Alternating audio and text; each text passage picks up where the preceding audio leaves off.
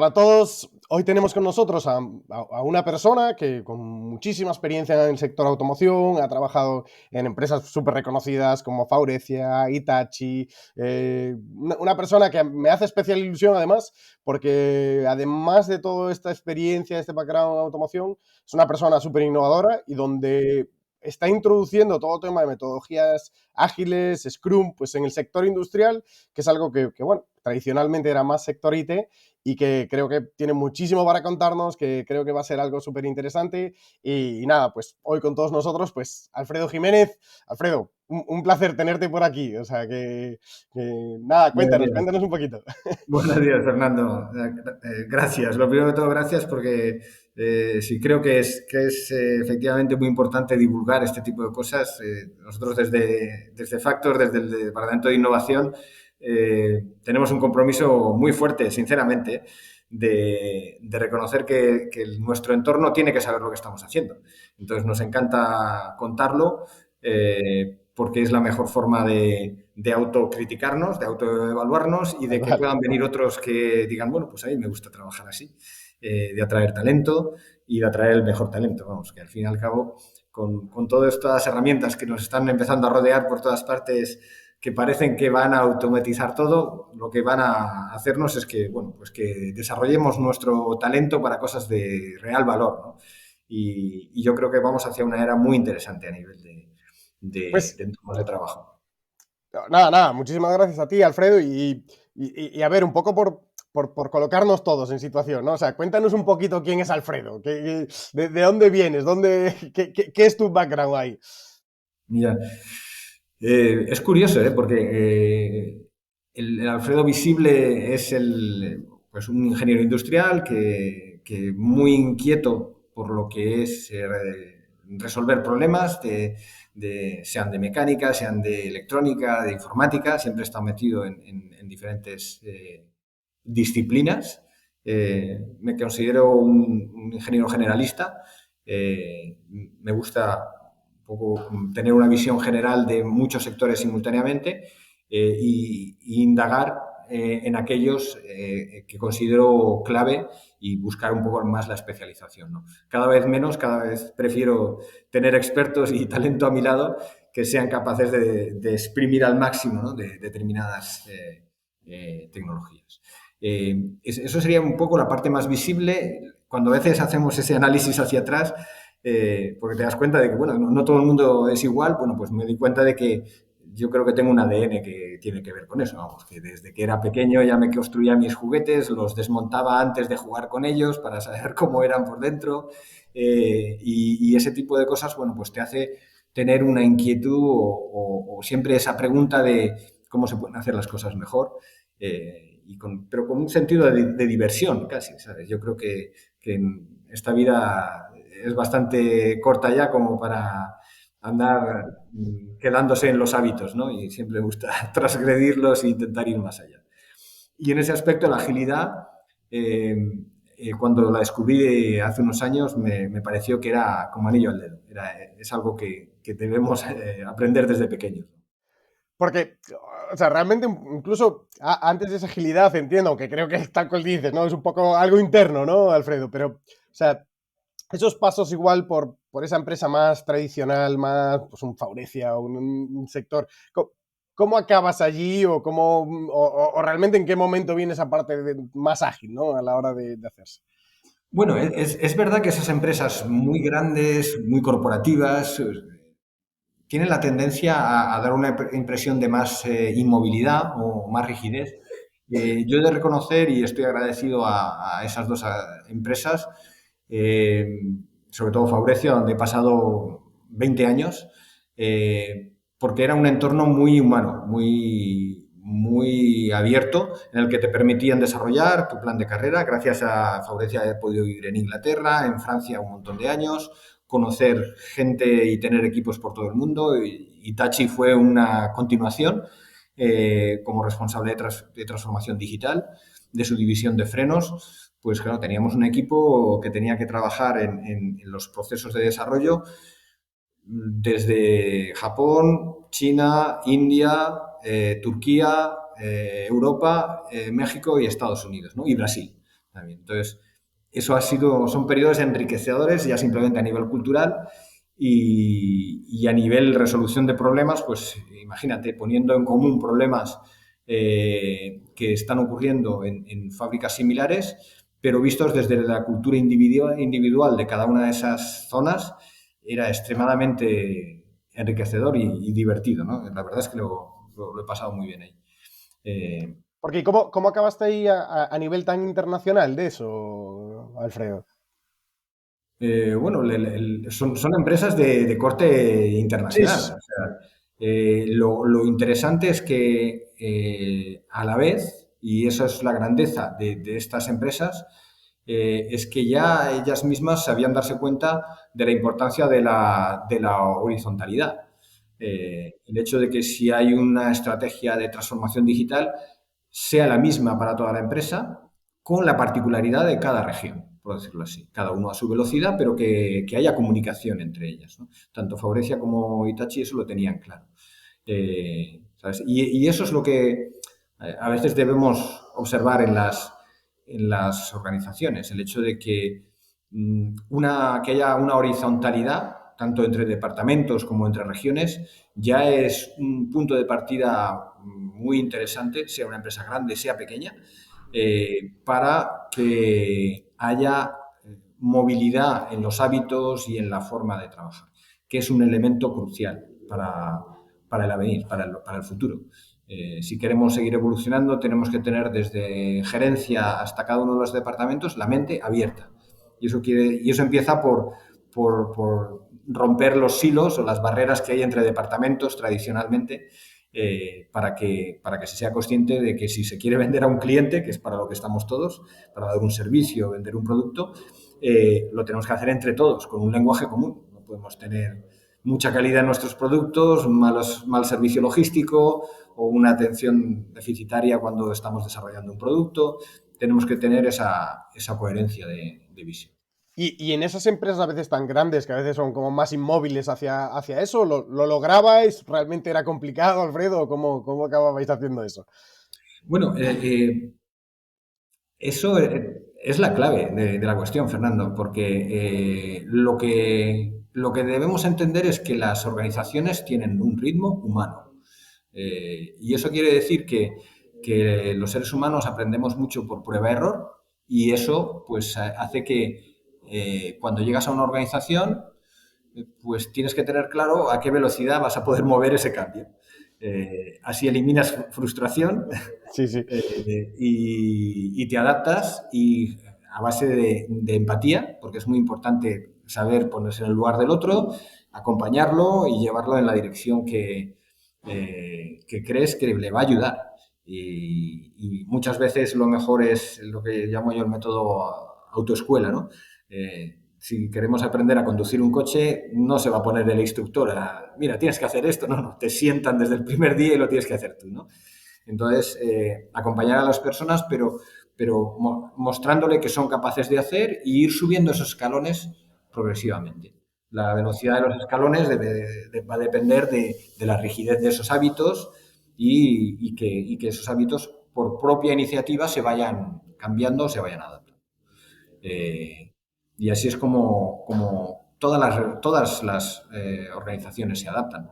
Y las que no se adaptan a suficiente velocidad, pues normalmente no consiguen mantenerse en el mercado.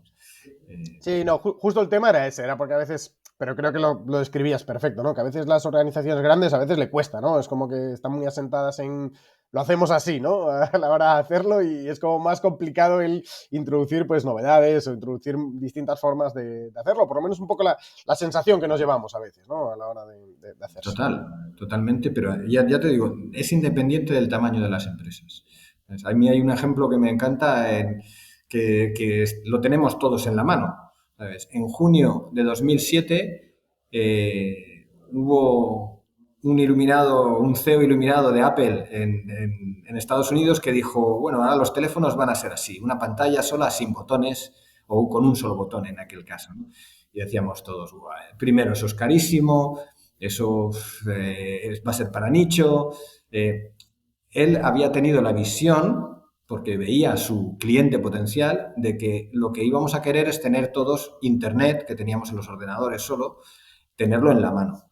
Y que eso iba a multiplicar la cantidad de servicios. Y eso no lo vimos entonces. Y ahora, no solo para nosotros es clarísimo como usuario final, porque él ya lo había visto, que necesitamos este tipo de dispositivos, sino que hoy en día ninguna de las marcas líderes en el mercado eran las que teníamos entonces en la mano. Ni está Nokia, ni está Ericsson, ni está Motorola, incluso Microsoft que se metió ahí con dispositivos, están aquellos que fueron capaces de ver esa transformación, ese cambio de hábitos en el cliente y seguirlo. Ah, tal cual, tal cual. Y de hecho, y ya lo voy a aprovechar para introducir uno de los temas que desde el primer día que hablamos, Alfredo, a mí me ha llamado la atención, tanto en tu perfil como en tu forma de pensar, ¿no? Que es, oye, toda esa parte de Scrum, metodologías ágiles, algo que tradicionalmente tan dité, ¿cómo acabas tan inmerso en eso, traduciendo libros? ¿Cómo acabas en eso, Alfredo? Bueno, es interesante. Yo era 2017 y estaba en Faurecia, trabajando en Francia en el área de herramientas digitales. Y claro, tenía bastante relación con los procesos de desarrollo que utilizaban en el área de informática, ¿no? Y tuve la suerte de caer en determinada documentación que hablaba de la agilidad desde un punto de vista agnóstico. No desde el punto de vista puramente de la informática, sino que lo describía como un proceso, como una metodología de trabajo. Y entonces yo lo copié o lo interpreté inmediatamente como aplicable a cualquier tipo de actividad. Y bueno, soy ejemplo de lo mismo que estaba diciendo antes, ¿eh? A mí me costó convencer a otros y convencerme a mí mismo y saber eso cómo se podía llegar a hacer.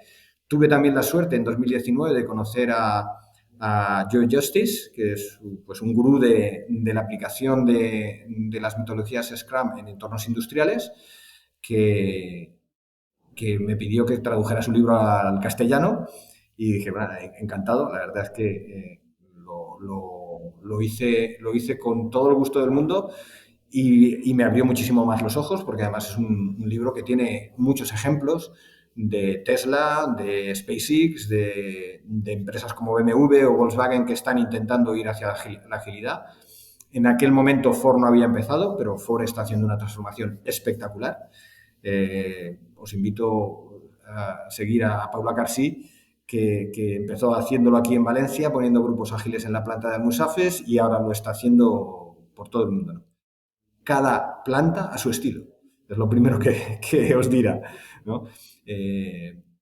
Entonces, la agilidad en un momento dado, yo me doy cuenta de que es para entornos complejos, muy cambiantes, indefinidos, es algo que está prácticamente en el ADN de las personas. Y siempre utilizo el mismo ejemplo. O sea, por lo menos los que estamos en el Mediterráneo vamos muy, muy habitualmente a la playa y si observas a los niños, a ver, ¿cómo hacen el castillo en la arena los niños?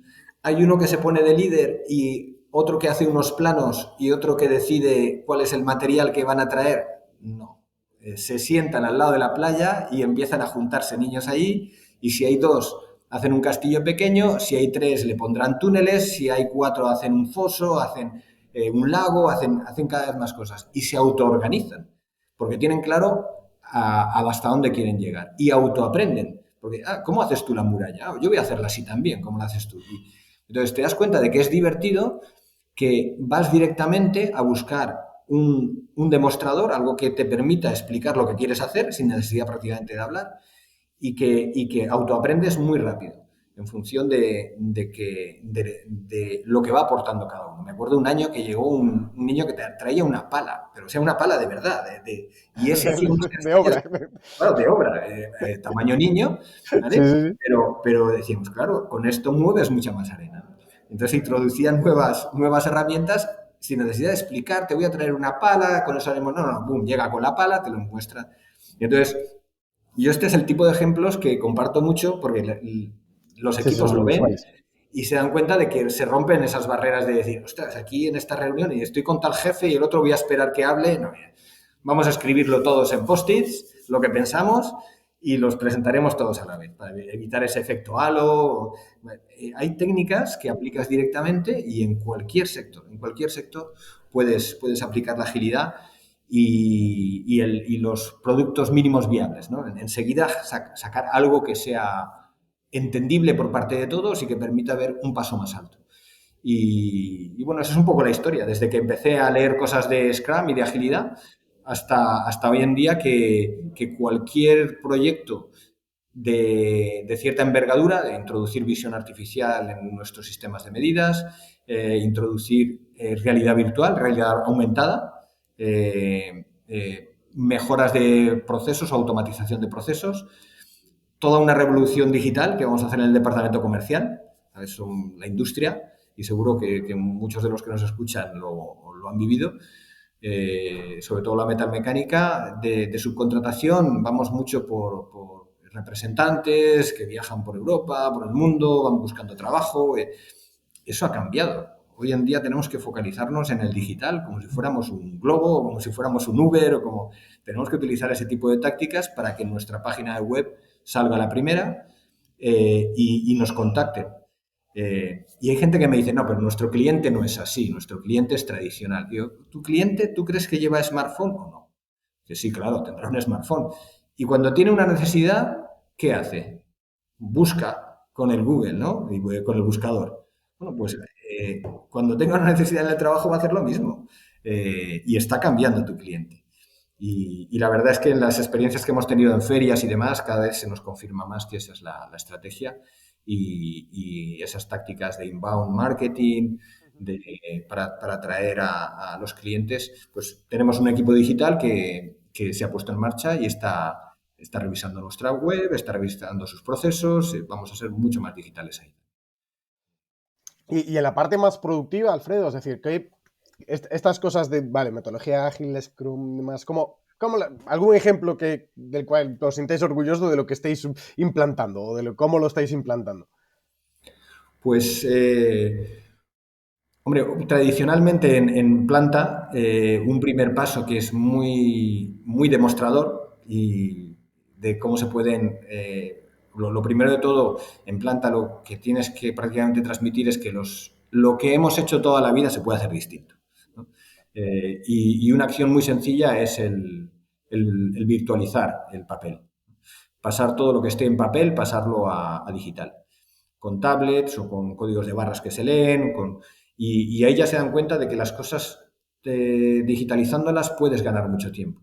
Hemos eliminado un papel que solo leía otro, ahora lo que digitalizas, de repente a los 4 o 5 departamentos que lo necesitan lo reciben inmediatamente. Entonces, la primera fase es digitalizar.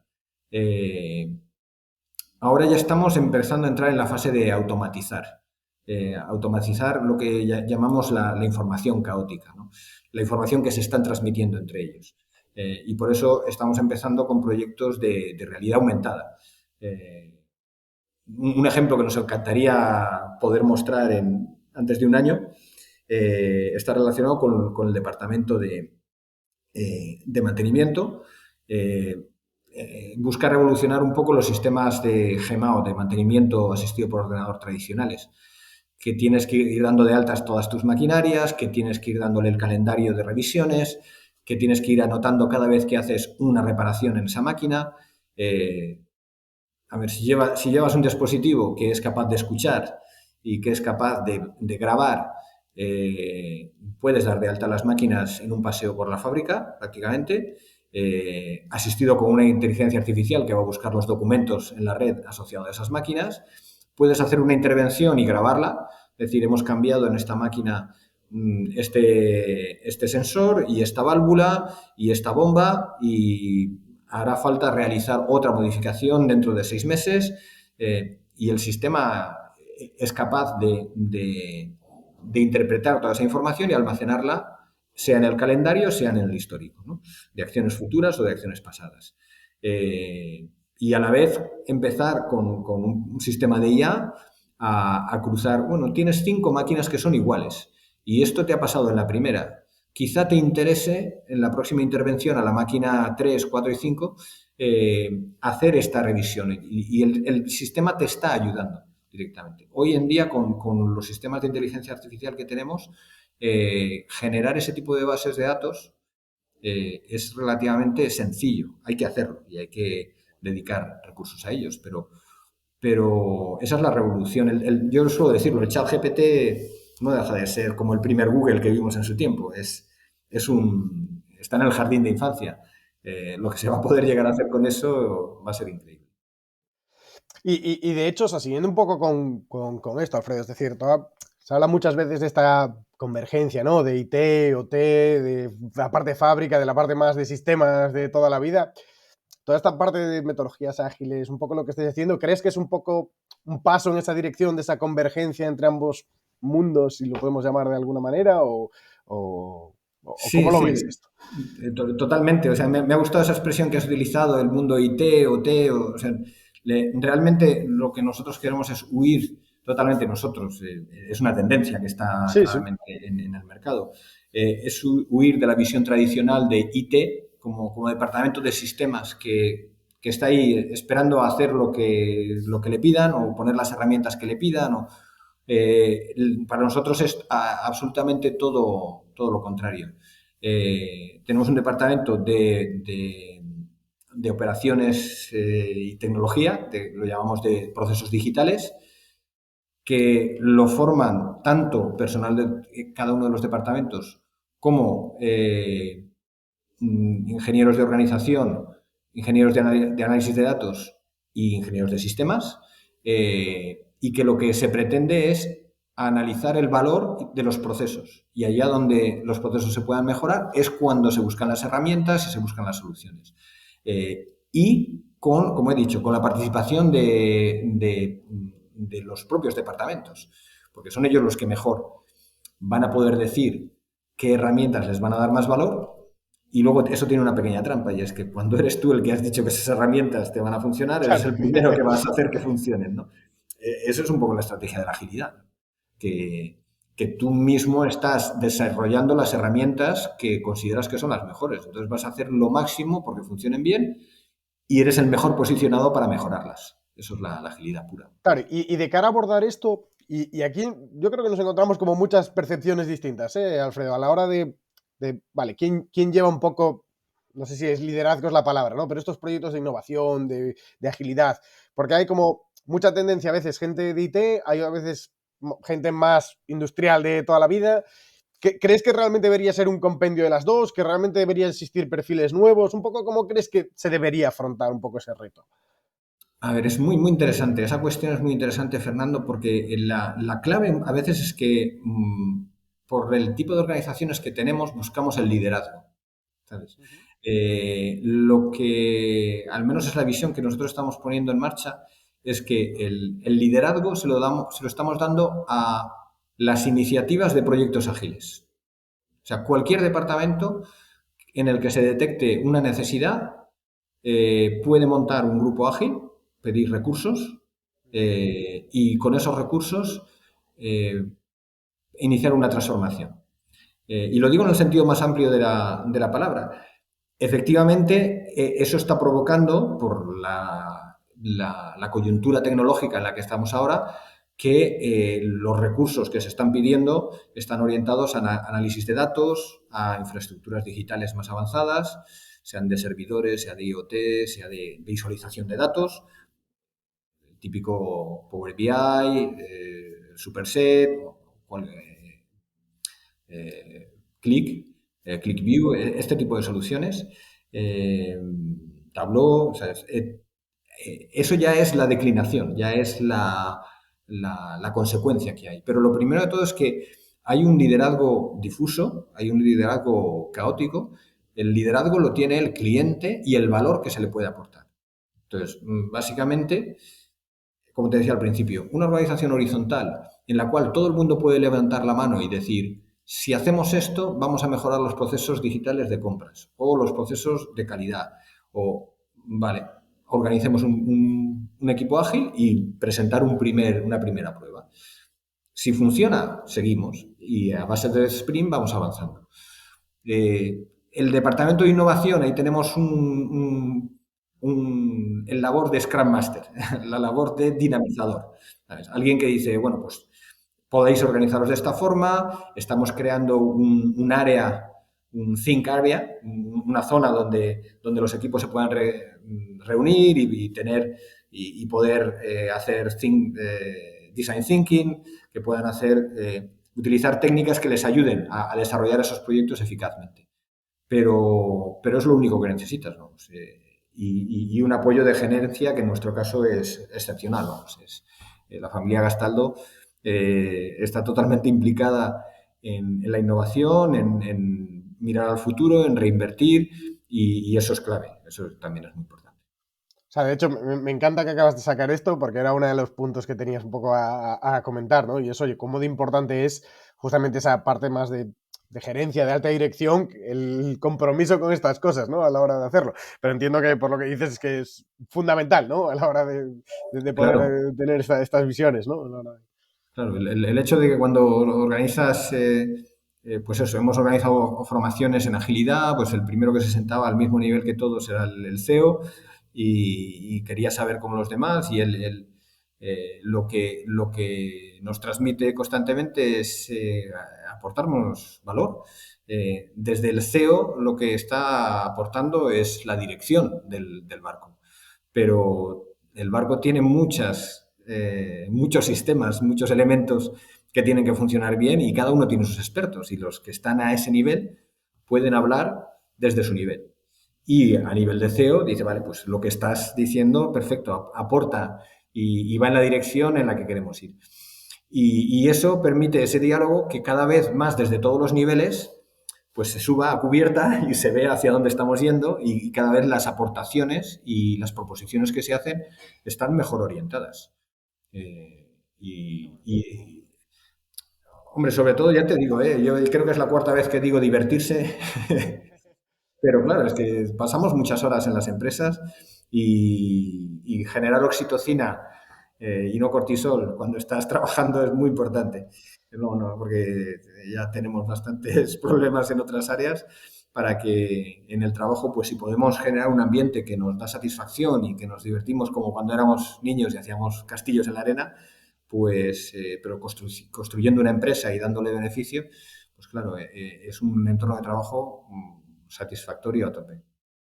Y ahí comentábamos un día, ¿no, Alfredo? Y aquí, no sé cómo de bien lo sé o cómo de bien lo recuerdo, lo que habíamos comentado, pero que un poco que sí que una de las iniciativas que tenías al final era como darle protagonismo, ¿no? A la gente, a todo el mundo, ¿no? Un poco lo que veníamos diciendo ahora, pero incluso hasta el punto de hacer reuniones diarias en las cuales casi se autogestionan ellos, ¿no? Un poco en esa línea era, ¿no, Alfredo? ¿Cómo era eso lo que planteabais?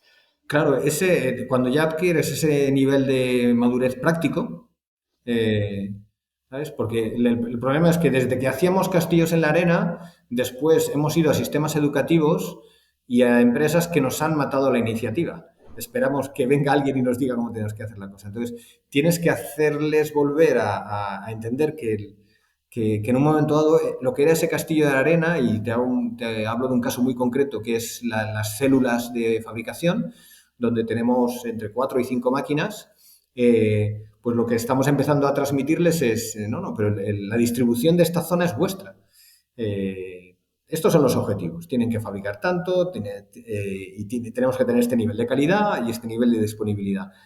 Pero pedir si necesitáis mesas, si necesitáis cobots, si necesitáis una orientación diferente y ellos están empezando a definir y a organizarse directamente cómo quieren organizar en algo que ya te digo, no inventamos nada. En el libro de Joe Justice habla de eso también, de los principios de Extreme Manufacturing, que es como un reflejo de lo que es el Extreme Programming.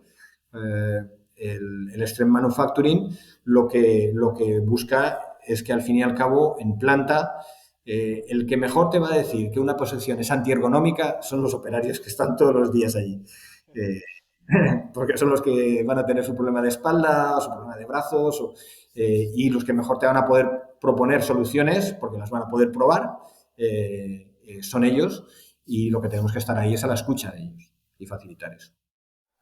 Bueno, fenomenal, fenomenal. Pues cambiando un poquito así de tema, ¿vale, Alfredo? Es decir, O sea, vemos en muchos de estos proyectos, ¿no? Bueno, que al final, en los que has trabajado, que al final la clave de organizar, recoger datos en tiempo real de planta, pues está ahí. Pero sí me surge la curiosidad y a ver que nos des un poco tu perspectiva de, oye, por qué crees que es tan importante al final para directores de planta, directores de innovación, de organización, el trabajar con datos? Por qué crees que es tan importante?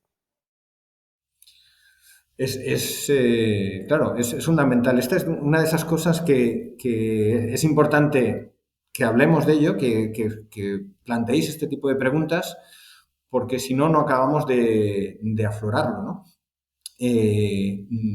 Yo creo que para aquellos que todavía no tienen los datos como columna vertebral, eh, yo les haría ver que hay un límite en lo que es la percepción humana, de lo que está bien, lo que está mal. Imaginaros simplemente los coches que teníamos hace 50 años, tenías el medidor del depósito de gasolina, simplemente, y a veces no era ni fiable, ¿no? Ahora puedes saber al segundo el consumo que estás haciendo. ¿Cuándo eran más, aparte de la calidad de los motores, cuándo éramos más eficaces con el pie a la hora de conducir? ¿Entonces o ahora? Bueno, ahora tenemos datos. Nos pueden dar una visión que no teníamos antes. Y entonces eres capaz de darte cuenta de que en determinadas circunstancias levantas el pie y el consumo es cero. Pues ya no voy a apurar hasta el semáforo que está rojo. Voy levantando el pie. Y todos esos detalles hacen que consumas menos. Pero porque tienes datos. En las fábricas es igual. En las fábricas hablamos del OE. Eh, claro, cuando haces por lo menos el primer paso para medir tu OE, y ves que eres una empresa rentable, que te da muy bien, pero mires, pero estás en un 40 o un 50%, dependiendo del sector, ¿vale? Sobre todo en la subcontratación con máquina herramienta, pues sueles estar a ese nivel. Pero como ya lo estás midiendo, ya te das cuenta de que la disponibilidad la puedes mejorar enseguida, simplemente porque cuando estabas cambiando herramientas no estabas midiendo el tiempo y ahora lo estás midiendo. Pues ya ese dato te está ayudando a mejorar la disponibilidad.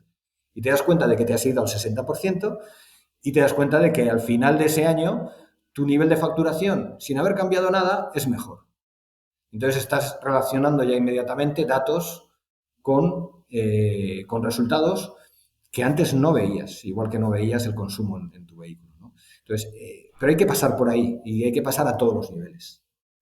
De hecho, incluso ahí casi diferencio dos cosas, ¿no? Y esto nos lo encontramos, ¿no? Gente que dice, oye, es que yo con el RP, el Excel, saco allí mis cuatro números, pero obviamente eso no es en tiempo real, ¿no? O sea, ¿cuál es o cuál crees que es el aporte extra que nos da el tener eso en tiempo real? Incluso la similitud que hacías con el coche, ¿no? Podría estar por ahí encaminado.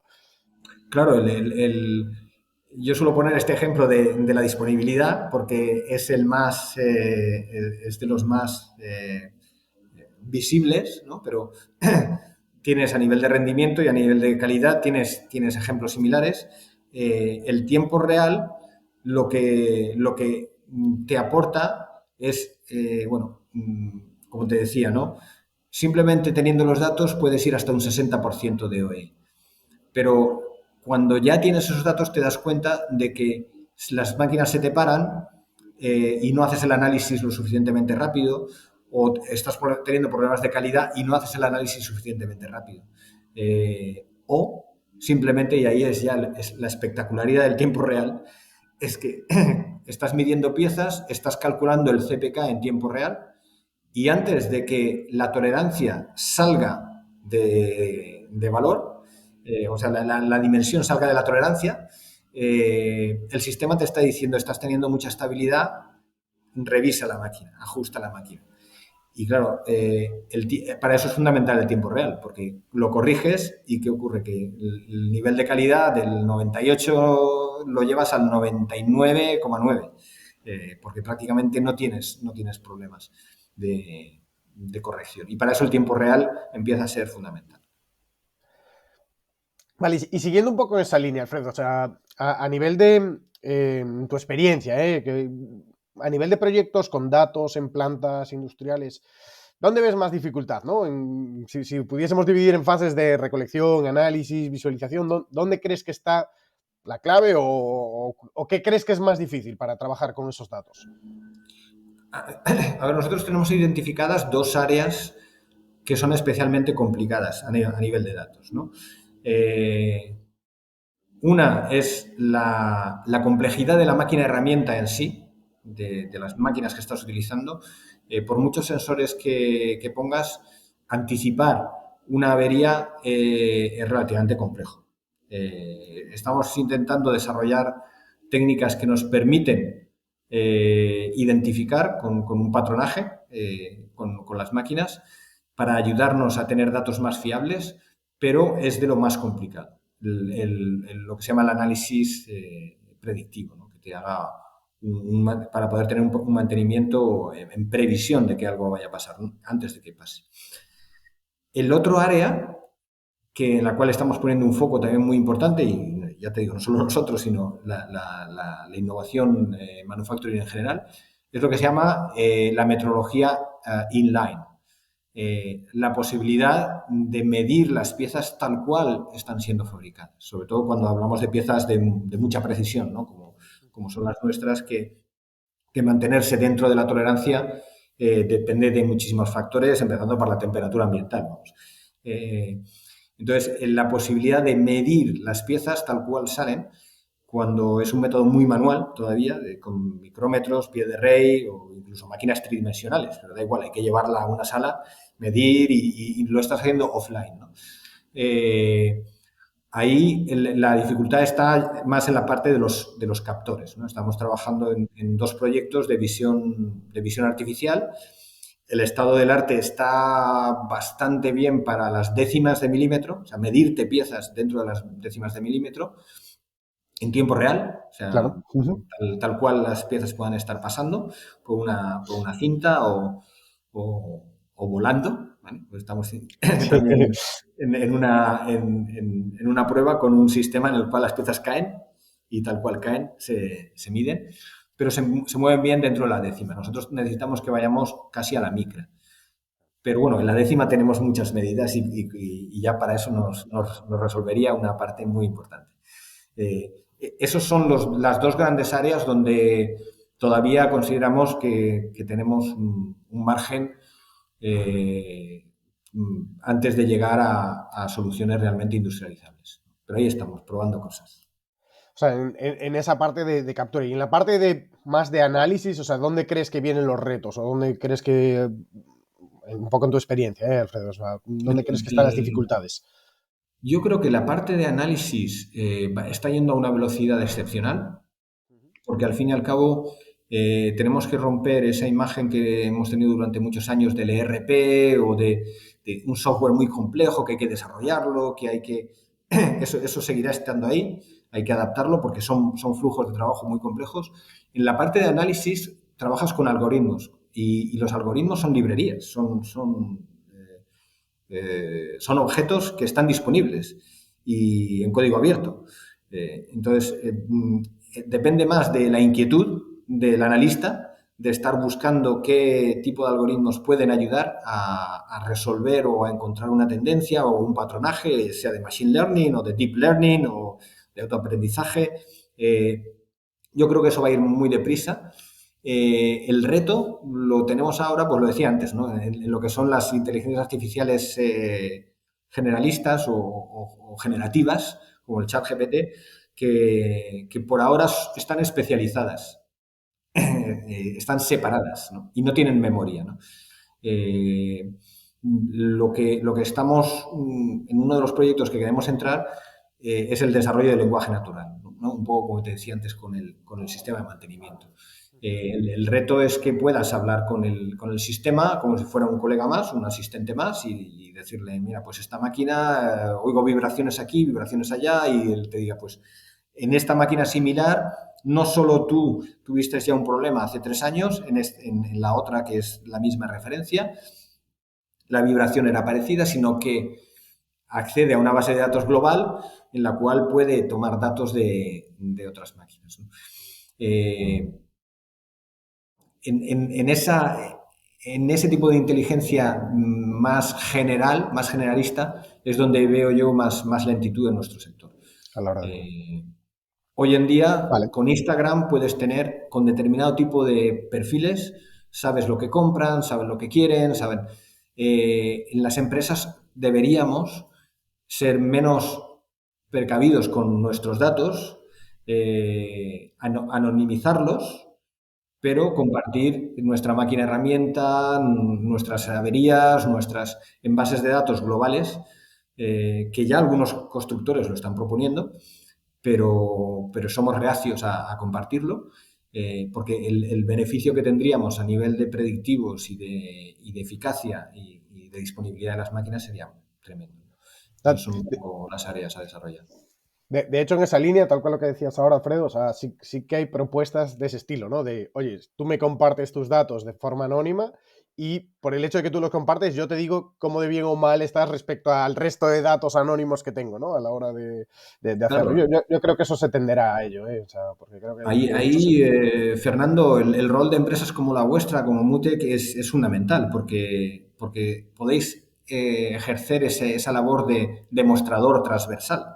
Ujú. Eh, Sí, el, tal cual, tal cual. el- que es un poco, si analizamos la historia de lo que son las plataformas de datos, claramente Google, cómo fue capaz de generar una solución que daba valor a los usuarios, como un buscador, y progresivamente ha seguido añadiendo cosas para que lo segundo, un Gmail, todos tenemos un Gmail.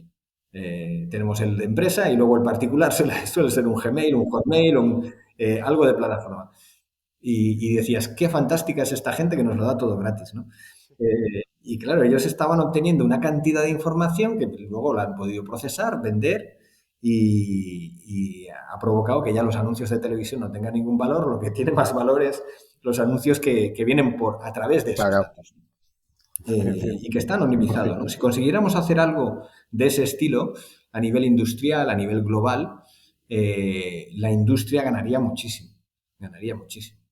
Y vosotros lo veis perfectamente. Máquinas muy similares que están funcionando, o procesos muy similares que funcionan en empresas distintas, repiten sistemáticamente los mismos Sí, errores sí, y los mismos problemas, ¿no? Entonces, las máquinas te vendrían no con un manual de instrucciones, sino que te vendrían con un asistente tal cual, tal cual. que te iría diciendo, uy, tal Súper como la interesante. estás usando, cuidado porque vas a tener problemas de desgaste aquí, de desgaste allá, sería mejor que ajustaras, ¿sabes? Ese tipo de cosas, de recomendaciones sería brutal, vamos. Bueno, pues yo creo que ya sí un poco por terminar, ¿vale, Alfredo? O sea, dos preguntitas más y luego un bloque muy cortito de Abayots. Pero una que sí me parece muy interesante y aparte que creo que le dais mucho valor y es, ¿crees que en líneas generales se cuenta suficiente con los operarios para implantar los proyectos, para este tipo de cosas?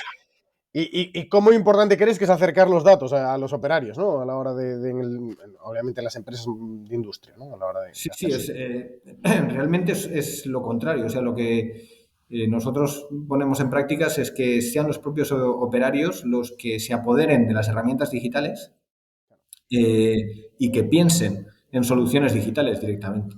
El otro día uno de los metrólogos me lo decía, hombre, es que yo cada vez que mido las piezas tengo que volver al operario a explicarle en su puesto y tal. ¿Por qué no podríamos tener un smartwatch y directamente yo le voy enviando una actualización de cómo va la pieza? Y si hay algún error, el mensaje directamente para la máquina o revisa tal herramienta o... ostras, pues lo que estás diciendo es súper potente, es lo que Sí, sí. realmente, en la línea en la que tenemos que ir, automatizar ese proceso y no solo estás comunicando la información, sino que la estás registrando, te sirve para el histórico, te sirve para muchísimas cosas, ¿no? Y eso lo están proponiendo ellos hoy. Hostia, eso es O sea buenísimo. que la implicación, desde el primer momento, contar lo que estamos haciendo. Al principio les va a parecer que dicen, eso es para ir a la luna, eso no es para nosotros. Nosotros estamos aquí con pie de rey y tal. Pero luego te viene por los pasillos uno que es un poco geek y que ha buscado por internet y que se ha hecho un Excel o que se ha encontrado un pie de rey Bluetooth o que ha encontrado este tipo de soluciones. Y eso es la forma de cambiar los hábitos, que es fundamental, implicando a los operarios, total.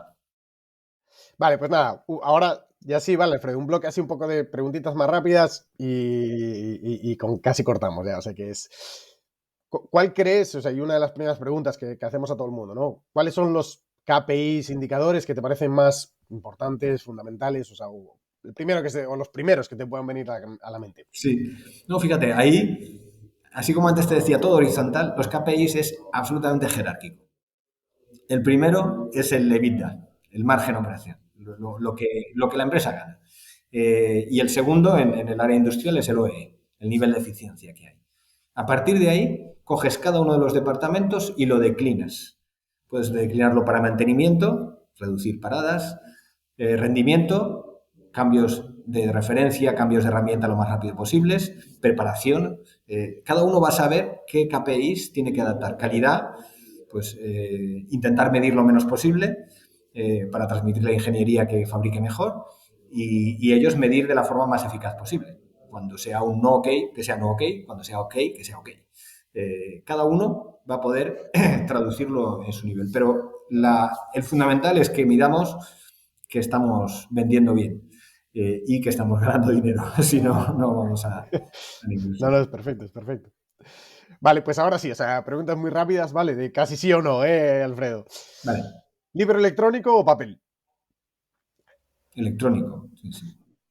¿Tortilla con cebolla o sin cebolla? Con cebolla, con cebolla. Bien, bien. Una película que recomendarías, si se te ocurre alguna.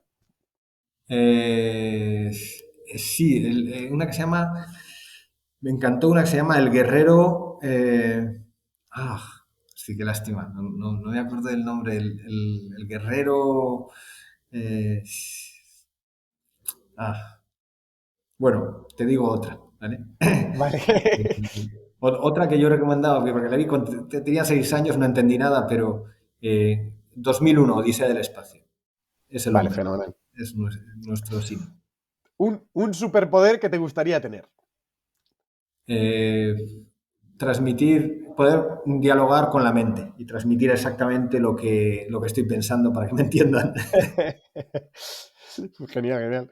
Una palabra que te describa en el trabajo. Comprometido. Y una en tu vida cotidiana, ya fuera del trabajo. Una palabra que te describa fuera en la vida cotidiana. Amor. La primera cosa que haces al llegar al trabajo. Pasear por la planta. Vale, genial. Esta es, ¿a qué época de la historia te gustaría viajar y por qué? Pues me gustaría, considero que la mejor época de la historia es la nuestra, Eh, pero quizá eh, me gustaría viajar a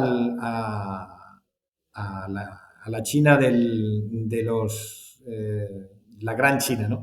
La China que en el siglo XV estuvo a punto de descubrir todo el planeta y que por un cambio religioso, por el confucianismo, se cerraron en sí mismo y dejaron de desarrollarse, ¿no? Me gustaría verla, entenderla, esa parte. Y los griegos, Arquímedes, ir a Siracusa en el momento en que Arquímedes estaba descubriendo todo lo que hizo allí, también me parecería genial. Vale, y nada, y si a la gente que nos está escuchando, ¿no? Si le pudieras dar un consejo, un libro, un recurso, algo que te hubiese gustado que te diesen a ti, ¿no? Pues hace años, que sea relacionado con la industria o no, ¿eh? O sea, ¿qué le dirías? Eh, no hagas caso a ninguna barrera, Brutal, brutal. tal cual. Fenomenal. Pues ahora ya sí lo ultimísimo, ¿vale, Alfredo? O sea, simplemente bueno, nos gusta un poquito el dejar una pregunta, ¿vale? Estamos Vale. empezando a hacer para la siguiente persona, ¿vale? Que vayamos a entrevistar. Simplemente una pregunta, pues relacionado a eso, con la tecnología, con la industria, una pregunta, un tema del que te gustaría hablar. Eh, Es así muy abierto, ¿eh? Pero Sí, sí, hombre, un tema que sería interesante es si pudierais encontrar a alguien o a quien lanzarle preguntas sobre la aplicación de la inteligencia artificial a nivel industrial.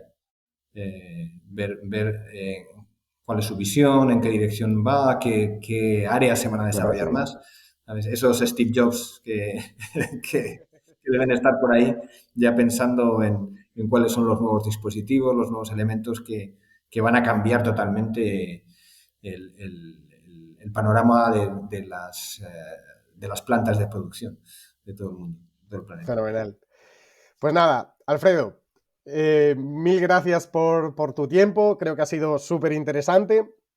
Como Y última bueno, cosa que te pido, nos gusta que cierres tú el podcast, ¿vale? Entonces, que digas lo que quieras, como quieras y demás, pero previamente sí, agradecerte muchísimo, bueno, mi nombre, en nombre de Tomutec, porque creo que ha sido una charla súper interesante, que nos daría para una hora más fácilmente, porque creo que tienes muchas cosas ahí que son muy interesantes y lo dicho, agradecértelo muchísimo y libre ahora mismo para despedirnos y para que digas lo que quieras. nada, simplemente agradecerlo. Sinceramente, creo que la labor que hacéis Mute con este tipo de entrevistas es fundamental. Hay que contar lo que se hace e invitar a todos a que busquéis este tipo de información. Las experiencias, hay mucha documentación en lo que nosotros llamamos YouTube University, eh, de casos en inglés, en francés, en todos los idiomas y en español cada vez hay más también. Mucho ánimo, abajo las barreras.